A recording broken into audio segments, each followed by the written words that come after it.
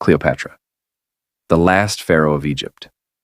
She was a queen, a legend, a woman whose name echoes through time. Cleopatra, known for her beauty, respected for her power, feared for her influence. She faced off against Rome and left a mark that history would never erase. This is the story of Cleopatra, the last pharaoh of Egypt. Cleopatra was born in 69 BCE. She belonged to the Ptolemaic dynasty, Greek rulers who had ruled Egypt since Alexander the Great. But unlike her ancestors, Cleopatra embraced Egypt. She spoke the Egyptian language. She worshipped its gods. She ruled not just as a Greek queen, but as a true pharaoh. From a young age, Cleopatra was different. She was highly educated. She studied philosophy, astronomy, mathematics. She spoke at least 9 languages. She was not just beautiful. She was brilliant. When her father died, Cleopatra became queen at just 18. She co-ruled with her younger brother, Ptolemy XIII. But the throne was unstable. Plots, betrayals, and family rivalries forced Cleopatra into exile. She fled to Syria, but she wasn't defeated. She was planning a return. And then, Julius Caesar arrived in Egypt.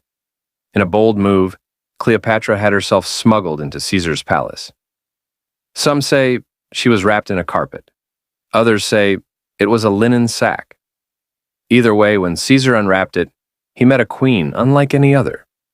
Cleopatra impressed him, not just with her looks, but with her mind. With Caesar's help, she defeated her brother and regained the throne. Their alliance became personal. She gave birth to his son, Caesarion. And Egypt stood strong, beside Rome. But then everything changed. In 44 BCE, Julius Caesar was assassinated in Rome. Cleopatra was left alone. Again. Power in Rome shifted. A new force was rising. Octavian, Caesar's adopted son. But Cleopatra turned to another Roman, Mark Antony.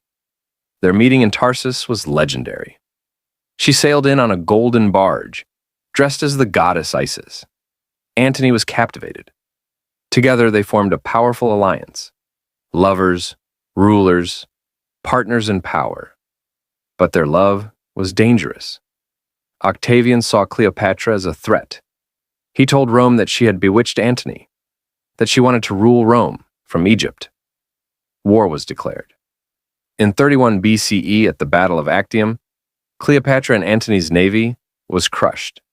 They fled to Egypt, but their empire was falling apart.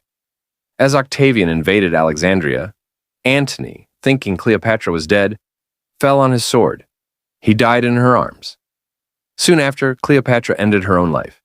Some say by poison. Others say by cobra bite. The truth? Still unknown. With Cleopatra's death, Egypt became part of the Roman Empire. She was the last pharaoh, the last ruler of a 3,000-year-old civilization. For centuries, she was portrayed as a temptress, a seductress. But Cleopatra was far more than myth. She was a linguist, a diplomat, a strategist, a queen who ruled with brilliance and boldness. Her tomb remains lost, but her legacy lives on. Cleopatra was not just the last pharaoh. She was a force of history, a woman who defied Rome and time. This was the story of Cleopatra.